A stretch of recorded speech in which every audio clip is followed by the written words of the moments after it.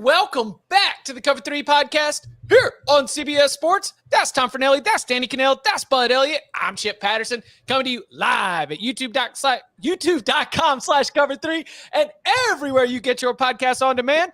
Thanks for hanging out. Smash that subscribe, smash that like, and come and join us in the chat, a.k.a. the Cover 3 Tailgate. Lots to get to here on a Wednesday, of course. Going inside the matchup, the X's and O's, the places where the game will be decided. We call it Big Game Breakdown. Michigan, Penn State. Yeah, we're going to figure out exactly what Penn State might be able to do to slow the Wolverines in the first big test of the season for Jim Harbaugh's squad. Tennessee-Missouri is your SEC on CBS Game of the Week, and Georgia continues this challenging finish to the season as they take on top 10 Ole Miss. Let's go ahead and start, though, with trying to separate what we believe are, concrete developments, what is interesting for the conversation, what is funny, what is sad with the latest in the Michigan sign stealing scandal. So before we get to vacuums, before we get to Airbnb-ing your house and sleeping in your car, again, some of this funny, some of this sad. Here's sort of as I've distilled it. Michigan notified by the Big Ten of potential punishment. Michigan argues in a letter to the Big Ten that the Big Ten should wait for the NCAA to finish its investigation before handing down punishment. The Big Ten would be potentially handing down any kind of punishment under the league's sportsmanship policy, which includes any kind of disruption to the integrity of the game. Michigan reportedly has informed the Big Ten and the NCAA they do it too, as Ohio State and Rutgers and Purdue reportedly shared the Wolverines' signals in 2022. According to ESPN's Pete Thamel with the report here on Wednesday morning, that this is the deadline day for Michigan to offer its official response to the Big Ten, and the Big Ten is expected to, quote, absorb the information with no suspensions or penalties coming at this point. So, Danny, let's start with the in the here, in the now. How do you see the next couple of days and the rest of this week playing out for Michigan? I think for the team and Jim Harbaugh, it's business as usual. I think they're going to try to galvanize each other. But from the university standpoint, it's probably a bunch of saber rattling. Like, hey, you want to come at us? We're ready. Like, we're ready for a legal battle if you try to do something as unprecedented as suspending our coach, imparting a discipline on us when we haven't been proven to have done anything wrong. So I think it'll be a bunch of, sources tell whatever reporter it is that they're ready to go to battle.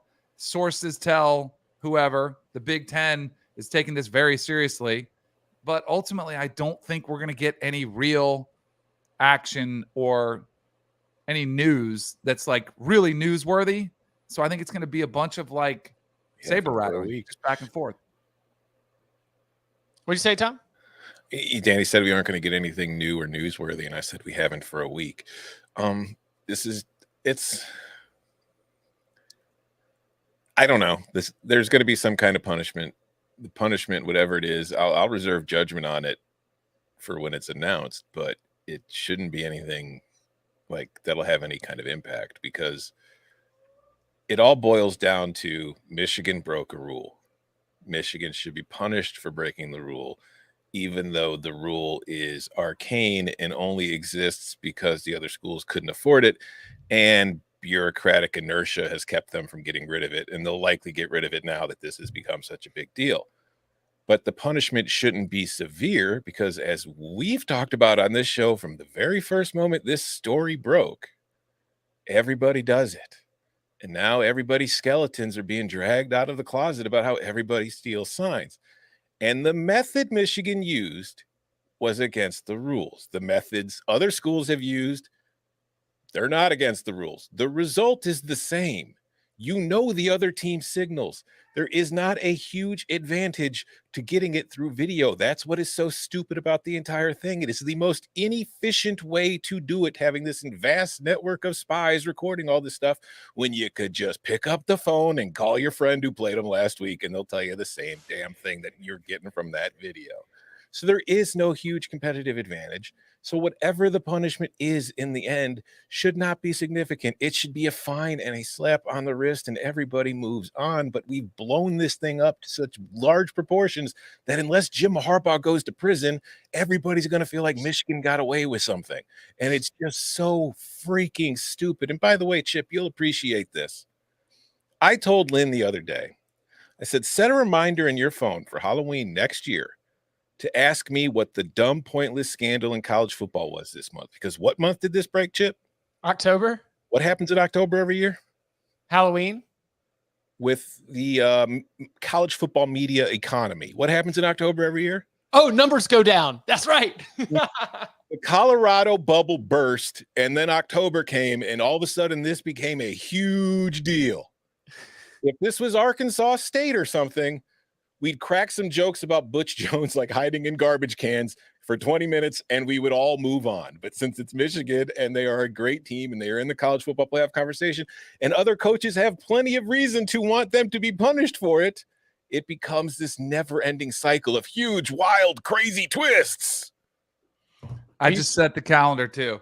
Yeah. I want to ask you. I disagree with you in the aspect of I do think there's a competitive advantage versus on the field, game day, you've got several guys trying to decipher something very quickly versus sending somebody there, filming, having a week to interpret, to dissect it, to try to use it on game day. How much of an advantage? I think it's debatable, but I do think it's a competitive advantage, which is why we're here. And I think the reason we're talking about it so much is because it's Michigan. They're potentially the best team in the entire country.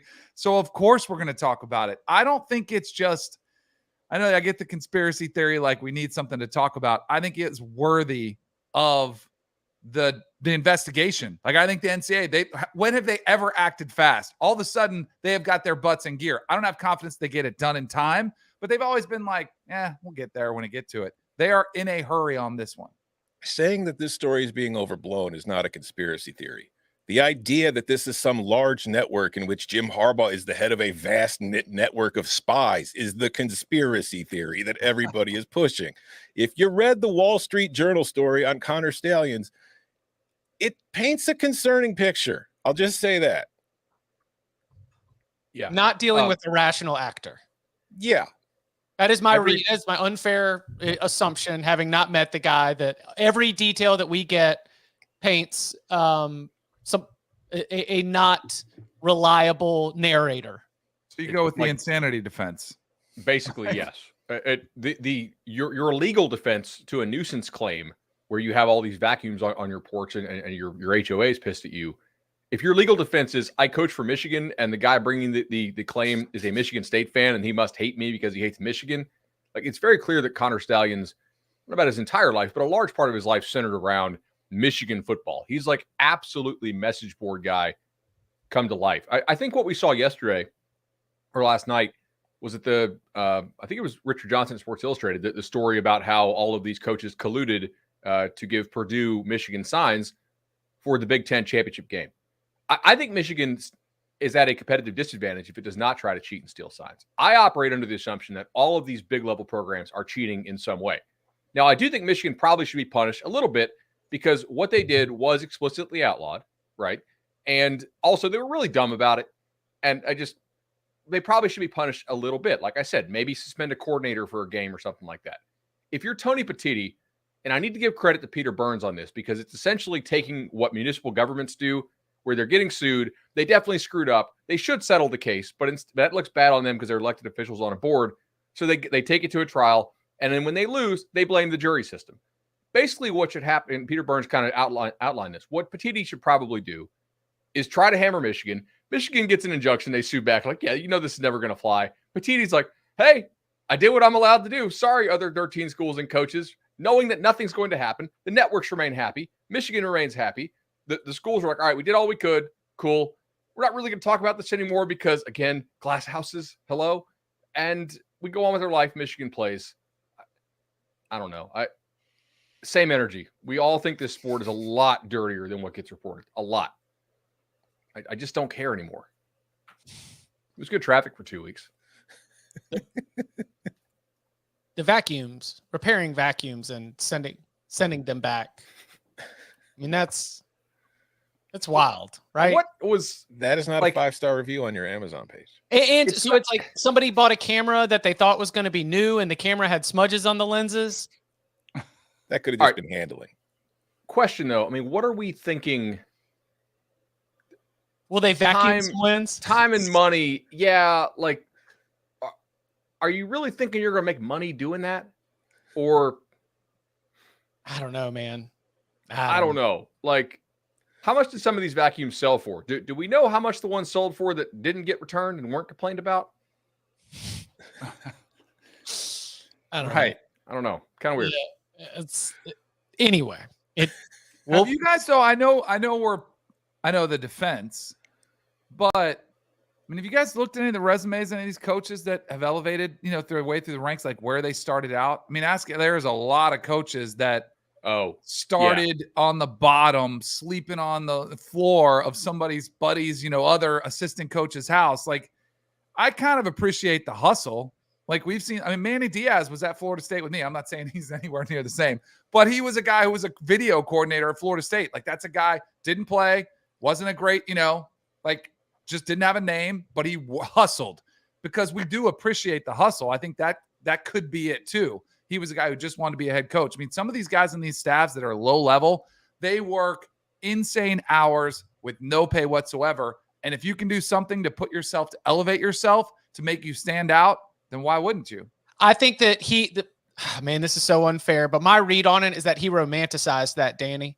He had heard those stories and he was like, this is what I've got to do. When you have a 600-page manifesto of your plans for the future of Michigan football, and you believe that you are going to lead a revolution in the sport with your great expertise, he is fulfilling the main character syndrome. He is writing his origin story. Like he really believes that this is how it's going to get done, and legend will remember Connor Stallions and what he meant to Michigan football. Like that, again, very unfair read of it, but the way that all the details, the way that I process it, that's what I see here from Connor. So you're saying he wouldn't do the Manny Diaz thing, where Manny Diaz at Florida State eventually took the Miami head coaching job. He's never going to disavow Michigan like that. He wasn't on the fast track to get any job. He wanted Michigan job. They Spencer Hall made a joke on Bomani Jones' podcast that if he gets called into court, he needs to show up with a Michigan neck tat, just a big old M on the side of it. I have a similar question to what Dan Wetzel asked. And he basically asked, okay, what is the difference between Michigan sending somebody to get signs in person and Purdue taking signs that were gathered in person by other Big Ten schools and then using them? Is it the method of acquisition? Because the method, like how do you acquire the signs that were acquired by in-person scouting? Like Michigan sends somebody out there to do in-person scouting. Purdue knows they're going to get the signals, which were acquired via in-person scouting from these other schools. Mm-hmm. Again, this is Michigan's mitigation, and it's brilliant. One is much more efficient than the other, and it's the one that's not the Michigan way. It is just that calling your friends, hey, what do you got from their signals? You played them on Saturday. What did you see? And we talked about this on October 26th. Go back and listen to the episode. I talked to a coach, and he's like, yeah, I spent like 2 hours on the phone with this other school last night. They gave me everything. Like, we feel great about our game plan now because they just played the thing. Like, it was two very friendly staffs playing the same team back to back, and the second team crushed their ass. So, I do think it's the method, though, specifically, which is there's very specific ruling in it. Yeah, they broke the rule. But at the end, Florida State. Why do you think I was friendly with KDs or DGs? Because their sorority had a cabinet full of former exams that you could go grab before you took the exam. That's the equivalent of sharing notes for different classes, as opposed to if you're in there like Dan Aykroyd and Chevy Chase, was it in Spies Like Us when they had the video and they were doing everything trying to look at everybody else? It's way more obvious when you do that. It boils down to this. They broke the rule. They should be punished. but the punishment should fit the crime. And the crime is a very, very tiny little misdemeanor that is being blown into like a class 5 felony that he should go to federal prison for. It is just a very tiny violation that everybody thinks is now the last string holding civilization together that they didn't know existed 3 weeks ago. That's really what this is. The fine and the sportsmanship clause is what, 2-game suspension and $10,000 at most, unless you get the limit. president's. So do you think there was a report, I forget who had it, that was floated to Santa Ono and Michigan, and they were like, oh, we're going to court. Why wouldn't you just pay the fine? And if you can negotiate it. Say we already did time served. It's the 2-game suspension. Say we already did it. Was for the other thing, though. That was for the other thing. We did it already. We sat out for free. Yeah, that was for having people on campus when they weren't supposed to have them on campus. Yeah, this is a bigger deal because he also spent the season on the sideline at the beginning of the year. Like this, it's just anyway. I planned for 7 minutes. Here we are, 16 minutes into the podcast. You can't help it. That's why, Tom, because you start talking about it and then you just can't stop talking about it. Speaking of the NCAA, quick straw poll. Do we think the Dukes, after being denied 3 different layers of NCAA appeal, coming in with an 11th hour appeal to the NCAA, showing all the stats and facts about where James Madison stacks up against all the other group of 5 teams that could be competing for the New Year's Six, do you think that the Dukes can receive bowl eligibility? No, because that would require the NCAA using common sense and doing the right thing. And when was the last time we counted on the NCAA to do that? I don't know there's a chance. how to handicap this. Well, because court of public opinion is saying this is dumb. I mean, and I'm sure that Kurt Signetti, big fan of the Cover 3 podcast, I'm sure that he's listened to us say how dumb this rule is and cut it up and sent it in to the NCAA as part of their appeals process. Everyone believes the inability for James Madison to compete in a bowl game or for the Sun Belt Championship is silly, given the way that the Dukes have performed. It is one of the best hit the ground running performances that we have seen from any program that's made the jump from FCS to FBS. I just don't have faith in the NCAA on this one. I give a sliver of a chance. Let me ask you guys something. When Tez Walker was deemed ineligible, public outcry, team goes, where's the jerseys? Every analyst is like, this is stupid. Do you believe when the NCAA released their statement that they had newfound information, or Carolina presented newfound information, or do you think they finally caved? Like, was that, and maybe because this is a new regime, this is Charlie Baker. Do you it depends on what you believe happened behind the scenes. If he did cave and was like, you know what, this looks really bad. Let's just make him eligible. It's not that big a deal. Let's just do it. Then I think there is hope, because I think this is the easiest win for Charlie Baker in the NCAA, maybe that we've seen on his plate, where he could be like, you know what, this makes no sense. They're a really good football team. Why would we penalize them? So I have hope for them. And the fact that they presented it yet again, maybe there is hope. The other thing too, I asked Nicole Auerbach this because I saw her tagging on social media. I said, well, this is great, bowl eligibility. They already could have gone to a bowl. We talked about that a little bit, but yeah, it's probably a crappy bowl. What about the Sun Belt Championship? And she said the Sun Belt said if they are bowl eligible, they would also be eligible for the Sun Belt Championship. So I think maybe the NCAA is also getting pressure from the Sun Belt because the New Year's Six is at stake. If they're Sun Belt champs, they could get a New Year's Six. So again, I think everybody wins. I think it's an easy win. I'd love to see it. I hope it does. I would love to see it too, just because I want to see Troy play JMU again. With how the East is shaking out, Troy is going to smoke anybody it plays from the East. I mean, McCall's out for Coastal. They already Georgia Southern could get there and maybe. And Georgia Southern, do they really have a prayer of blocking Troy? I don't I like Georgia Southern, but JMU is the one team in that league that has athletes that are legitimately blow for blow with Troy, and they beat them, right? And Troy couldn't score in the red zone. I would like to watch that game again for sure. That would be a really good game to watch. Super significant. Also, Jalen Green's out for the rest of the season. Yeah, superstar defensive lineman. So and that sucks. That's a while big we're doing bummer. While we're doing G5, can we give some Max shout outs? Sure. Shout out to Ball State. Last night was fun. I don't think we've had that's probably the MAC team that has had the most dudes go down. Like they lost their stud receiver, their stud tight end. They lost that like all-world linebacker against Kentucky. Just it's not like they have that many dudes, but almost all of their dudes just are done for the year with injury. So that was a good win over NIU. Like they haven't quit. They're still fighting. I think shout out to Western, probably the program that had the most guys leave via the portal, like of impact. I mean, they lost like 4 or 5 Power 5 starters off a MAC team, which is Kent State says hello. Well, that's true. Yeah, that is true too. Kent State lost almost everybody. That was nuts. Right. Including his coach. They can make a bowl still. Like they got 2 ball games left. It won't be easy, but they can still make a bowl. And shout out Ohio's defense for stepping up. Like Curtis Rourke clearly doesn't look right at all. I mean, and it hasn't for about a month now.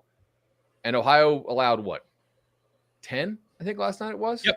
They 2010. kept getting stops. That was huge. Good Also, work. shout out to Illinois legislators for not allowing me to bet the Ball State money line last night like I wanted to. Shout out to Hard Rock for getting their Seminole Hard Rock bet opening here pretty soon. We'll be able to do it in Florida. Oh, just in time for Get load your up app on ready. the Knolls. Let's go. What's your 100 deposit match? It's all going on the Knolls, baby.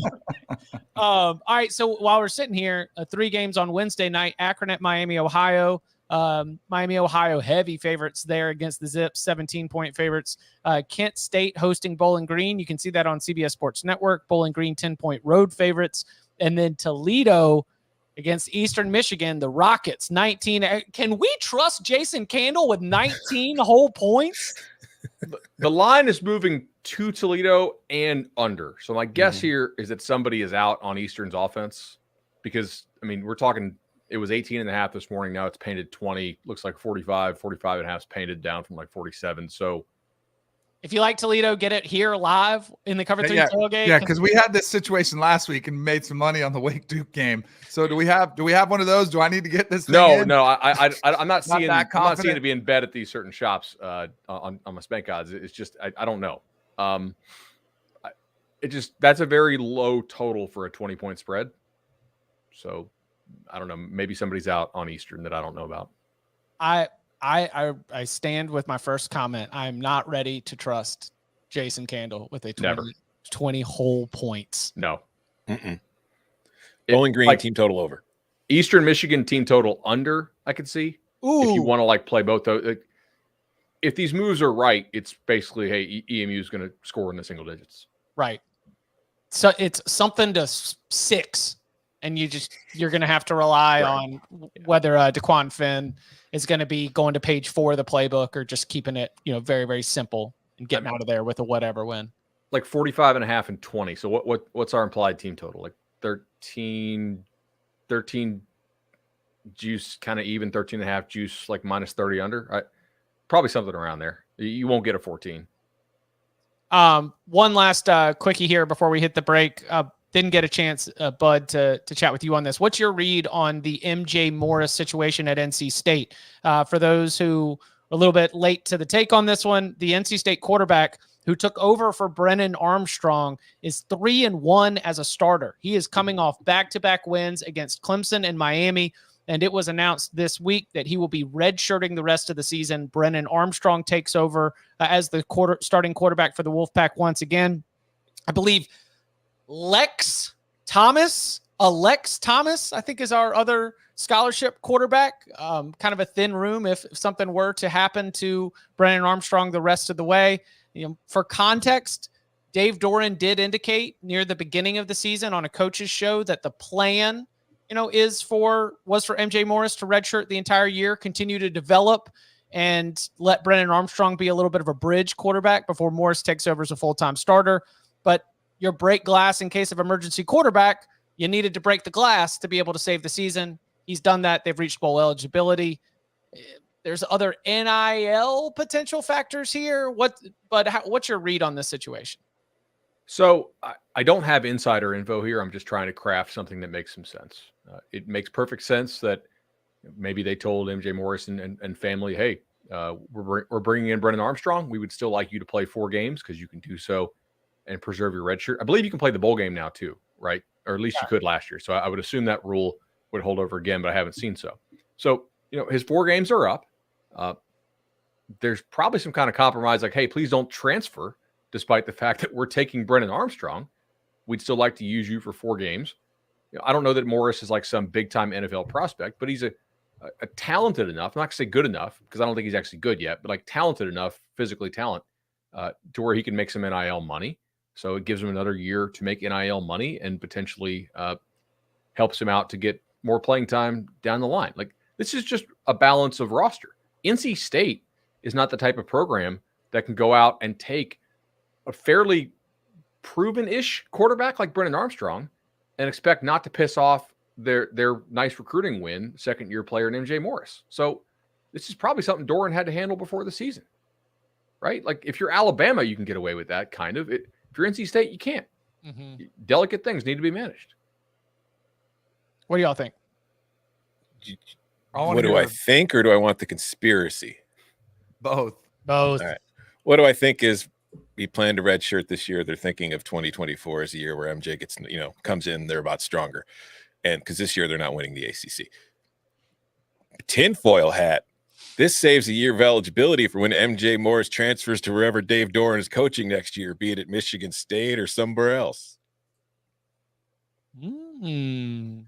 So has Dave Doran spoken on this yet?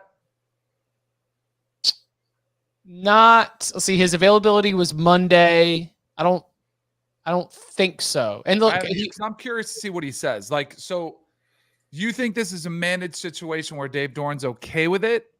Because there's public backlash at MJ Morris, which I understand, but I think you also have to look at it from the player's perspective of he had, last year he played really well, looked like he was going to get his big opportunity this year. Then all of a sudden, boom, Brandon Armstrong comes in. It's like, what the heck?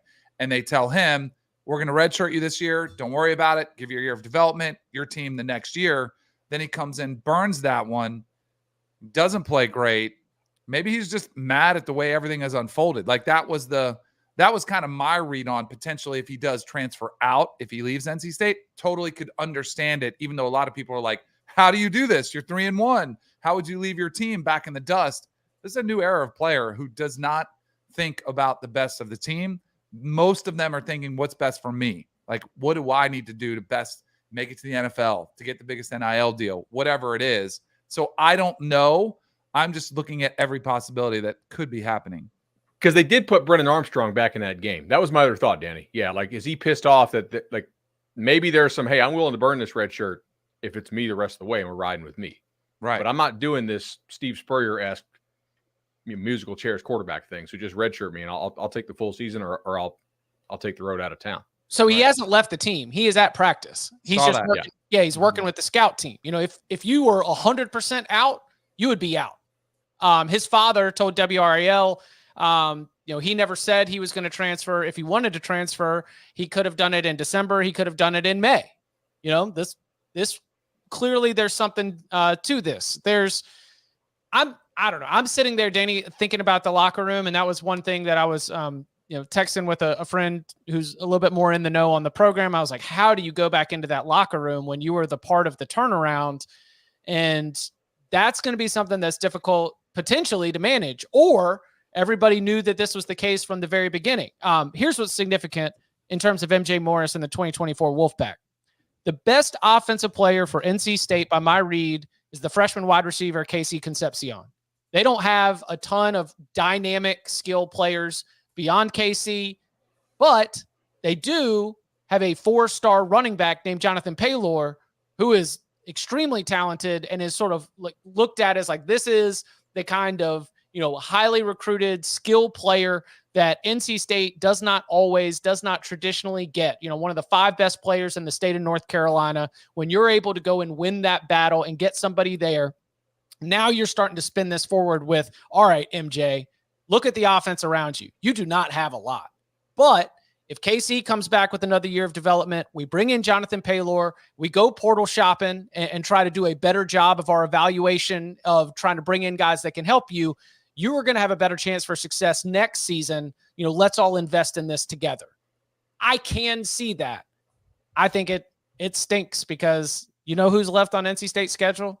Games that matter to fans. Wake coming up this weekend. North Carolina on the Friday after Thanksgiving.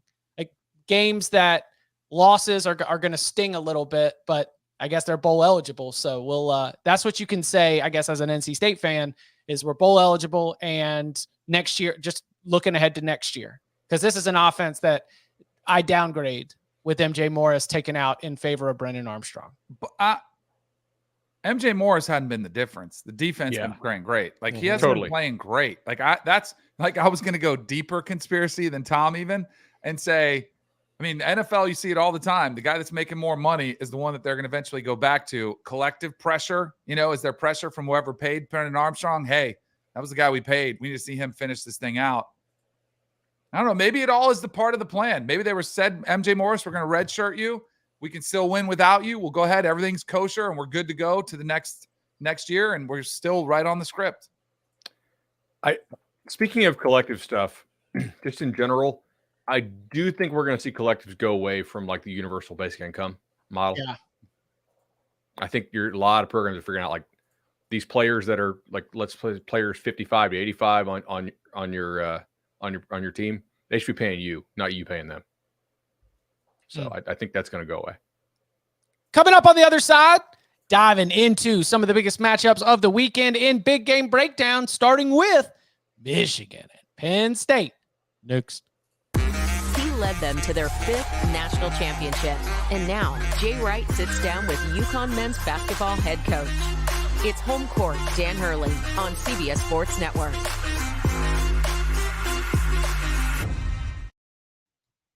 Back here on the Cover 3 podcast every single Wednesday, we like to take a deeper dive into some of the matchups. The picks come on Thursday. We give you the breakdowns in Big Game Breakdown.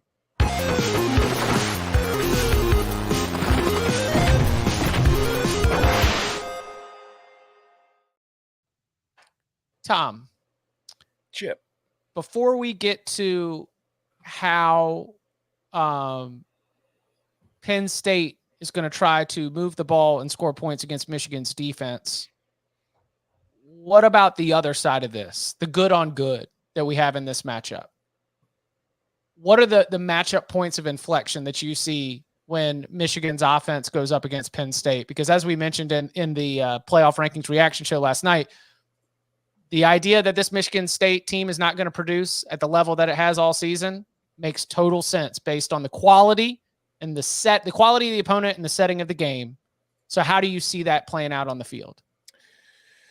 It's going to be the most interesting aspect of this game, in my opinion, because like there are, we can trash Michigan's schedule all we want, say where it's ranked, say they haven't played anybody. I think it's a little overstating it, but as I've said 1,000 times, it's not who you play, it's how you play. Michigan has played really well, but that offense, regardless of the overall quality of the teams that it's faced, if you just look at the units it's faced, the Penn State defense is a completely different animal than anybody that they have seen. And how effective will this offense, which has pretty much been able to do whatever the hell it wants against everybody it's faced, be against a Penn State defense that it's not a fluke. Like we've seen it dominate lesser opponents, but we also saw it give Ohio State a hell of a time a few weeks ago in that game in which the Buckeyes really struggled to move the ball effectively. And the Buckeyes they're not the same Ohio State offense we've seen in recent years, but they are still a pretty good offense. And they have guys like Marvin Harrison who pretty much bailed them out in that game. Can Michigan keep doing what it's been doing against this Penn State defense?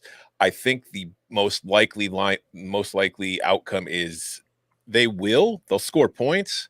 They will not be nearly as effective as they have been. They will have to, bring out their punter a couple times, which is something they're not really accustomed to doing too much. They might see a few turnovers. Like J.J. McCarthy had the 3 turnovers against Bowling Green, and he hasn't really had them at any other point.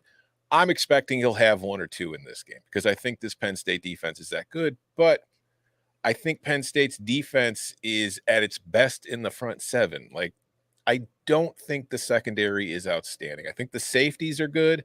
I think the corners are okay. Like, I think Kalen King is having a really tough season. For somebody who was projected to be like a first-round pick kind of guy, I don't think he's having the best year. It's going to be interesting to see if Michigan's receivers, like guys like Roman Wilson, who have had solid years, can take advantage of that and exploit that. And if they're going to have the same kind of explosiveness in their passing game that they have had against other teams, I've also written about how, and Bud has talked about how J.J. McCarthy has really taken steps forward in his overall game of not being as reliant on play action, not being as reliant on rolling out and getting outside the pocket, and just kind of dropping back and running a quote-unquote pro-style offense.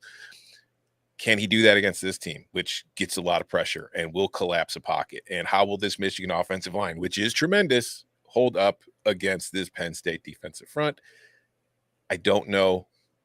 I have my suspicions, but that is the one thing that I'm really, really interested in watching this game. Because frankly, the other side, and I talked about this a little bit in the reaction show last night, I'll let you guys talk for a bit first, but I really don't think the Penn State offense is going to have a good time.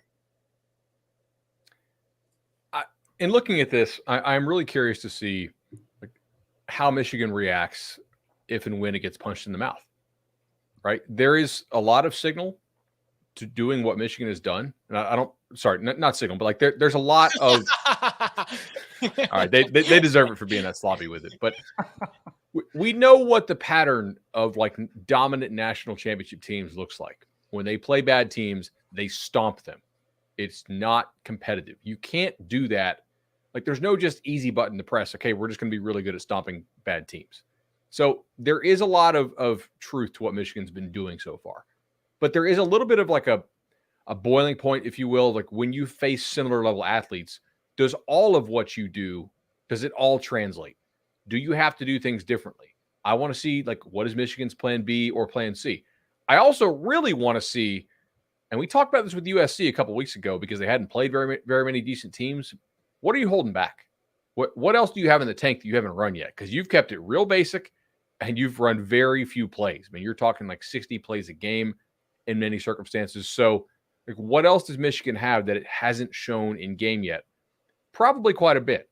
Michigan's run game has been, I would say, good, but not amazing so far relative to the competition level. The pass game and the explosives have been really nice. But if you're Penn State, to Tom's point, how much do you fear Michigan's receivers? Some. Do you have the fortitude to go and really single those guys up and bring a lot of pressure at McCarthy and see how he reacts to that? Because nobody else has really had the guys to even attempt that. So there's a lot of unknowns with this that I'm curious to see. It's funny you mentioned the run game and maybe Michigan showing some stuff they haven't shown yet. I swear to God, I feel like Michigan's run 2 run plays all season long. Yes. I also think, you know what else you haven't seen, which just in a numbers game, is the J.J. McCarthy run game. Like adding the quarterback element to it, where even if you go back last season against the better defenses they played, all of a sudden his rushing attempts go up, whether it's designed or scrambled. That's an aspect of Michigan's offense that I think you could see more of in this game, and I would expect J.J., his legs to kind of be that difference. Penn State, watching them against Ohio State, they did a really good job. Now, Kyle McCord is not the quarterback that J.J. McCarthy is. J.J. McCarthy, much more experienced, much better decision maker. He's been much more consistent. But like we all thought the difference in that game was Penn State didn't have Marvin Harrison Jr.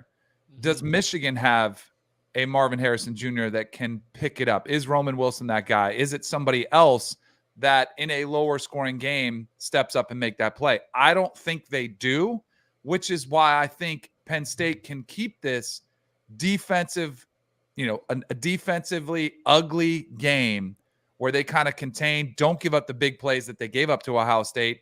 It's at home, potentially make some plays on defense, because I don't see Penn State lighting up the scoreboard either. I think Drew Aller will play better than he did against Ohio State, but I don't envision them putting up a ton of points.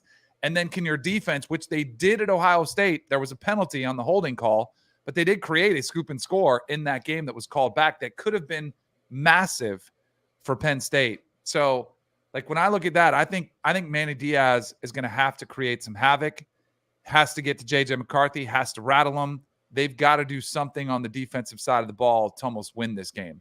You mentioned, can Roman Wilson be the Marvin Harrison? That's the one. That's another interesting matchup for this one, because Michigan lines Roman up in the slot a lot more often than they put him on the outside, and that's where Penn State's been putting Cam Miller most of the year, and I think Cam Miller has been their best corner, so that's kind of like a really interesting matchup there. And how will they kind of take Roman Wilson out? Because Morris is good, Johnson is good, Barner's a good tight end, but Wilson really is in the passing game kind of like the really explosive, dangerous threat coming out of the slot, finding, mismatches. I don't know if those mismatches are going to be there as frequently against Penn State. And how does Penn State and Manny Diaz disguise what they're doing? Because, they're going to be pressure. That's just what they do. So last season, one thing that, my memories of last season, I was kind of piecing it together. I always thought that Michigan was sending Jake Moody out there a lot.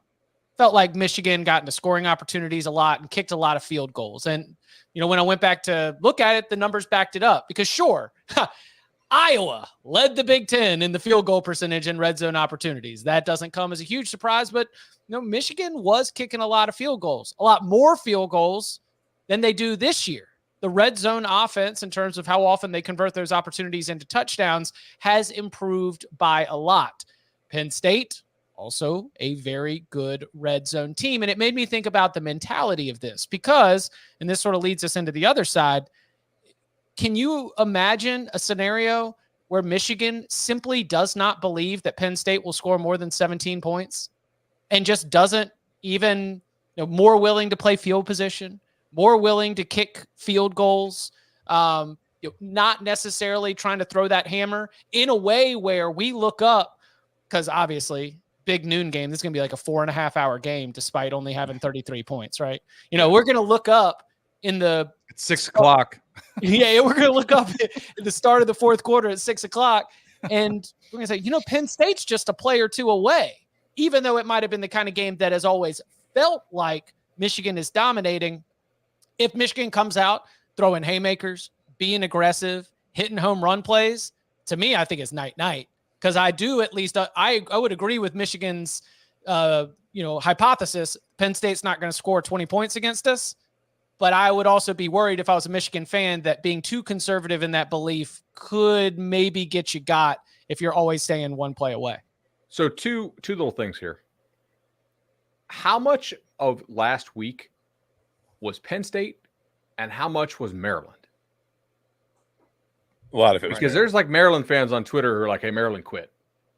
I watched it. Like It looked like they'd kind of lot They of were it was jogging Maryland. around. Mhm. Yeah. And how much do we want to impute that, success to Penn State? And how much do we want to say, hey, that had a lot to do with Maryland? And we watch them for that, because if you believe that Penn State's offense is improving during the season, which is not crazy to think, right? It really could be. You got a first-year starter in Drew. The other part that I'm very curious is, like, how bad does Michigan beat up Penn State on the inside with this defensive line? Because I've talked to guys who have played Michigan, and they've told me, man, Michigan seems to have the dudes inside that Georgia had last year, high-level draft picks. And Ohio State kind of had their way. I mean, Tyleik Williams, and Hall had a pretty nice game. I think Michigan's got those guys and more on the inside. So we'll see if Penn State can hold up with guard and center spots. They've got Norzad at center, who he transferred from Harvard. He transferred from an Ivy League school. I can't remember which one. Yeah. He's held up pretty well at center, but their guards have not been very good. And yeah, that is Jenkins, Grant, Graham. They're decent. So that's going to be an interesting matchup to watch too. And the other thing is, we're talking about Penn State's offense. It's Penn State's explosive play rate on the season is 9.4%. That ranks 120th. In the passing game, they're 11.7%. That ranks 119th. Run, they're ranking 109th. Here's a fun stat for you. I've mentioned 1,000 times that Michigan's defense has not faced a first and goal. Do you know what the average distance of the touchdown scored against Michigan is this year? 44.3 yards. Unless you make an explosive play against them because there's a miscommunication or you just make a play, you don't score. Penn State, to this point, has not shown any ability to put together those kind of plays. So if Penn State has to go 7, 8, 9 plays for 75 yards, they're not going to do it. They simply can't. Nobody has been able to do it against Michigan. And also, Michigan can get pressure on Penn State in a way that nobody else has to this point. And Drew Aller, under pressure, everybody's worse under pressure than they are without it, but his completion percentage drops to 38.9%. In 4 games against Yeah. Okay. Against Ohio State, we saw this. He was 6 for 20 under pressure for 80 yards, 1 touchdown, and 3 sacks. He does a good job of not panicking and turning the ball over, but he doesn't complete passes. And they have allowed only 94 pressures on the year as a team, but 59 of them came against West Virginia, Illinois, Indiana, and Ohio State. What do those 4 teams have in common? They're the only 4 good defensive lines Penn State has faced all season long. So that's going to be a huge problem for them, because we saw it. Like, maybe being at home, he'll be more comfortable, but in the pocket against Ohio State, that man was every word you can think of that was the opposite of the word comfortable. We will have our picks for this game, of course, coming up on Thursday in 11 a.m. Eastern time for the Locks Pod.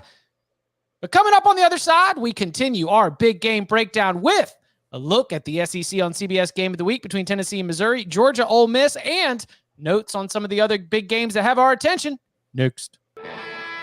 Friday, honor those who have served. On a special night at the Naval Academy. With some hoops for the heroes. Don't miss the Veterans Classic on CBS Sports Network. Saturday, the college football playoffs right around the corner, and the SEC on CBS is highlighted by a must-see top 20 matchup between Tennessee and Missouri. Live coverage begins 3:30 Eastern. Saturday, the SEC is on CBS and streaming on Paramount+. So, Vols, the Tigers, in a battle with New Year's 6 implications, I would argue. How does Missouri get up off the mat? Bud, you looking for body blow here? Body blow for sure. I'm looking to see who's going to play for Tennessee. I know they had a couple guys they held out and smoked UConn anyway, but we have talked about this in critical games. The backup offensive linemen for Tennessee are really not SEC ready, and they cost Tennessee games. See also the Florida game in the Swamp. So like their stud left tackle, John Campbell, who they got from Miami, he didn't play against UConn. Was that precautionary? Or are they doing like a Keon Coleman type thing there, and they're going to have him ready this weekend or not? I don't really know. So Missouri has a pretty decent defense. They'll contest routes. Like they have a nice secondary, and they'll probably scheme it open. On the other side, Luther Burden was also on the injury report. So how healthy is he? Questionable for Luther Burden, probable for Brady Cook. See. Oh, is Cook hurt? I think he's going to be playing. Do we really care who plays quarterback for Missouri? Yes. Like, I'm not saying Cook's not good, but like, yes. To me, they just scheme it up. All right. Cook is good. Cook's good. Not great. Yes. Right. I think he's a Jag. I give him the plus. I give him Jag plus? I give him a +1.5. Whoa. That's right. I'm doing it. It's when you don't make mistakes and you actually execute on the plays that are schemed up for you, that's good plus. enough at the college level to get that plus. Okay, that's fair. Yeah, like Jag plus, the base definition is kind of just a guy, but we would be annoyed or kind of worried if he was out. Yes. Yeah. Okay. I would be very worried if I was Mizzou and Brady Cook was out. Tennessee's killed them, by the way, last 2 years. Yeah. Just absolutely destroyed them. And that's what's going to be interesting to me, because like Mizzou's defense overall did a good job against Georgia last week. Like, they didn't win the game and they didn't have a tremendous game that helped them win it. But based on what they were up against, you have to give them some credit for what they did. But the Mizzou defense all year has been kind of boom or bust. Like, they do a very good job of getting pressure and getting to the opposing quarterback. But when they don't get home, there's a lot of area left to exploit. And we have seen LSU take advantage of it. Kansas State take advantage of it. Lots of teams have taken advantage of it. And that's I think, going to be a huge one in this matchup, because like you've mentioned a minute ago, like, this Tennessee offensive line is good. If it's healthy and they could block it up and give Joe Milton and this guy time in the offense, we've seen Mizzou get exploited a lot in the secondary by teams. Although Jaden Daniels used his legs a lot more than I think Joe Milton is going to, but it is something we could see. We could see Joe Milton using his legs, because Mizzou does play a lot of man because of the way that they bring pressure. They don't run it like to the levels they did when Ryan Walters was there, but they still do, compared to most other teams, run more man coverage than others. And that's something that could burn them, and sometimes it works to their benefit. So that's going to be a key for me. And on the other side, it's going to come down to which defensive line gets the most pressure. makes the most plays. That's how I feel, because these two teams are pretty similar to me. Like, they don't have the same style exactly, but their overall ethos feels the same. They're both 7-2, 3-2 in conference play, not Georgia. Yeah. They do some things well. They have some weaknesses. They are SEC East Jag pluses of teams. That's exactly what they are. Again, odds makers expecting a tight game. Tennessee, a 1-point favorite here. Elsewhere in the SEC, Georgia taking on Ole Miss. The game is in Athens. The Bulldogs are double-digit favorites in the game, coming out of that a win against Missouri. Ole Miss trying to notch what would unquestionably be the biggest win of the Lane Kiffin era if they were able to go between the hedges and get a victory. The Rebels up to number 9 in the college football playoff rankings as they remained just a 1-loss team. A loss here, eliminates them from the SEC title game, likely, especially with the head-to-head loss to the Crimson Tide. What does Ole Miss got for Georgia here in this spot? You tell me, man. Like I'm not buying this Ole Miss stuff at all. You know what's a shameful effort? 75, 70, 75, 75, 67, 46. Those were A&M's drives to finish the game last week. Mm-hmm. That's a terrible A&M offense. They didn't have Evan Stewart. You got the quarterback who's got maybe broken ribs or whatever. You talking about Max like that? Yeah, dude, I'm telling you, like you're allowing a hurt backup quarterback without A&M's one stud receiver to do that to you. I think Ole Miss's defense is a total scam. I'm not entertaining this as like a look. Can Ole Miss score so much and then get the right breaks because they get actual pass rush on Carson Beck? Oh, and they might get Amarius Mims back this week too, the best offensive tackle in the SEC. Right. Mm-hmm. Yeah, who's missed like 6 weeks now after having we have tightrope or whatever it was. I think maybe or whatever surgery. Some ankle injury. I expect Georgia to come out and score 40+ points, maybe a 50 spot if they need to. Ole Miss's defense, LSU destroyed them. We know what good defenses do to LSU, right? They limit them. LSU will get some points. LSU did whatever it wanted basically the entire game. Tulane's backup quarterback moved the ball on Ole Miss's defense. What good defensive games does Ole Miss have? I guess against Bama when Bama was really figuring it out. Auburn, okay, everybody limits Auburn. Arkansas. Vandy when Vandy was playing QB3. Yeah. I don't know. Like, I think it's a bad Ole Miss defense, and I expect it to get exposed.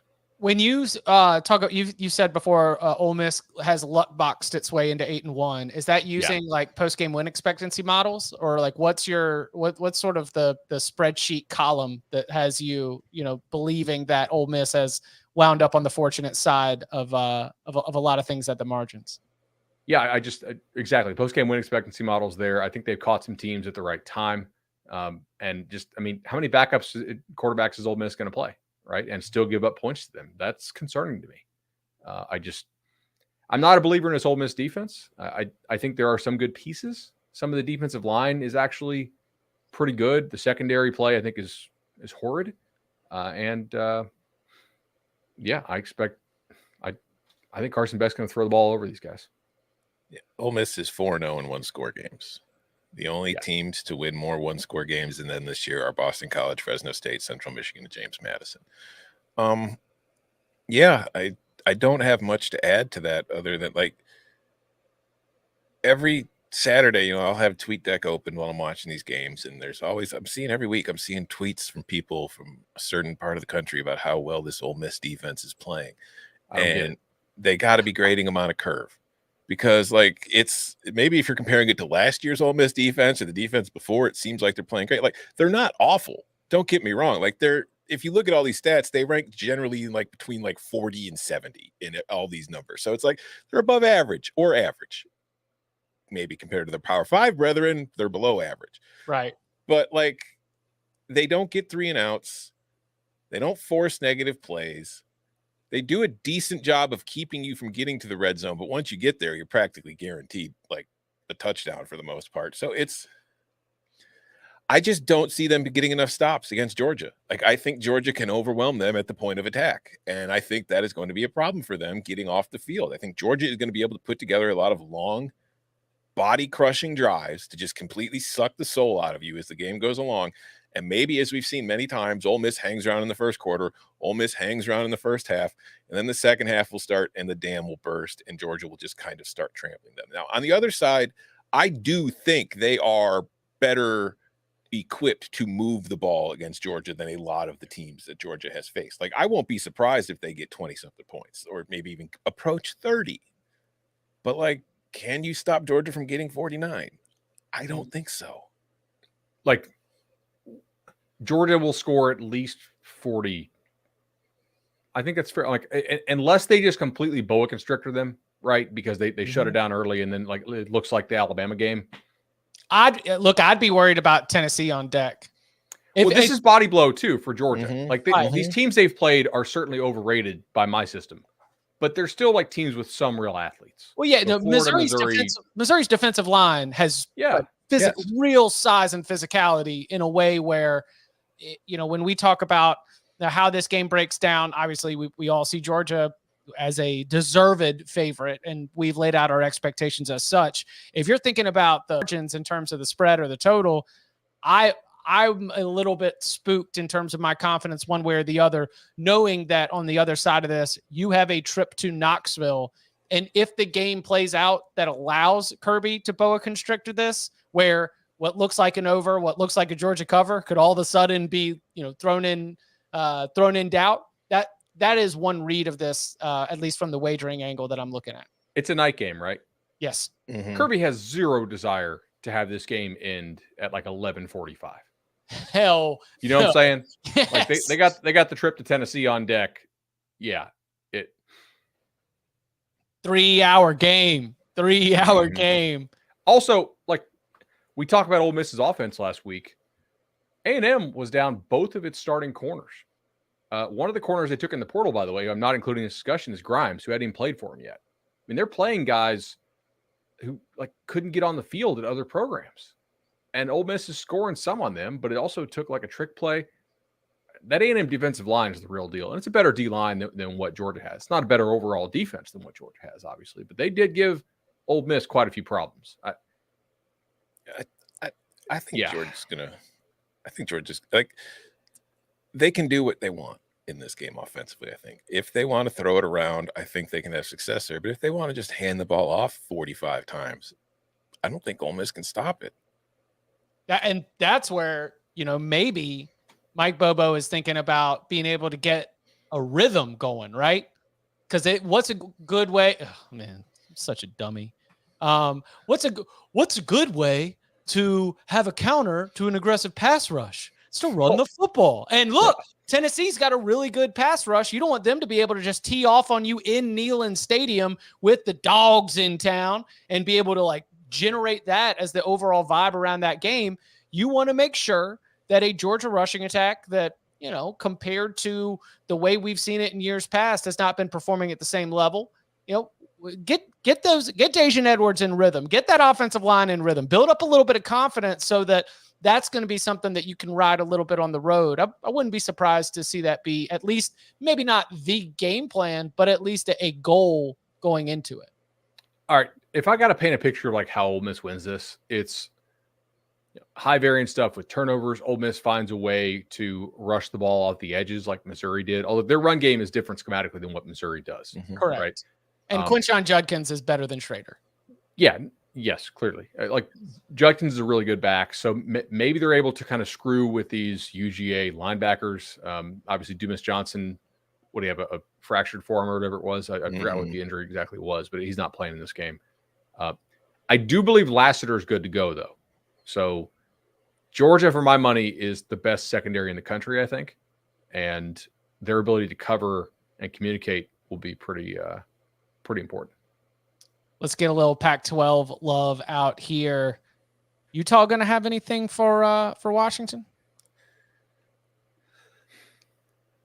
A couple games from last weekend. I think if you are picking games this weekend, you need to make a call. And you need to say, was this game this team or was this game this other team? For Penn State, Utah? Maryland was one. Utah, Arizona State was absolutely one too. Yeah.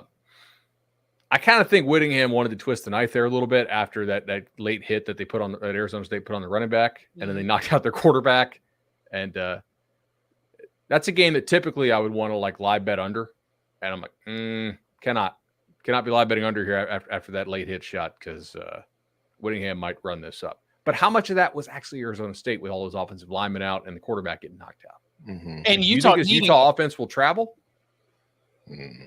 Utah was in its second home game coming right off of getting embarrassed by Oregon. Throw in the late hit. There is all the motivation in the world to run it up. I do not think there should be a major adjustment to your view of Utah based on the 52-point margin.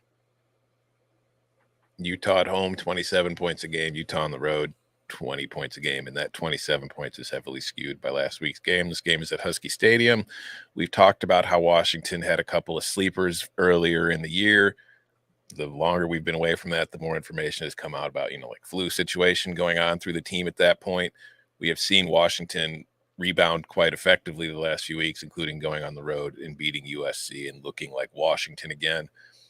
I think Utah being Utah can do Utah stuff to make Washington frustrated. It's the same situation that we had though a few weeks ago when Utah hosted Oregon.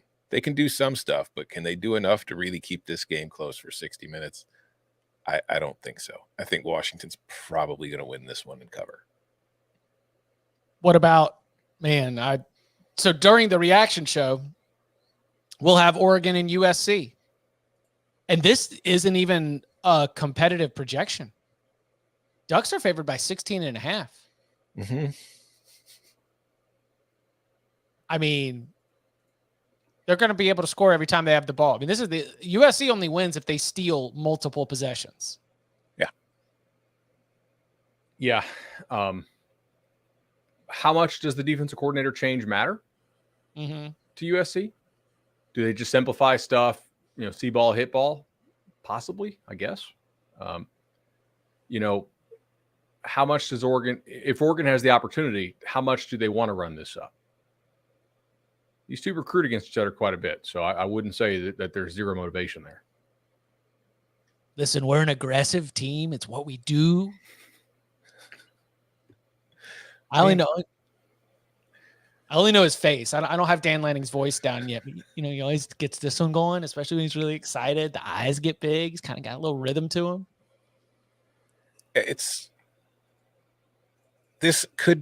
I think Oregon's going to win this game, and it's at Autzen. So, you get that you get the home field advantage. But I can't help but think,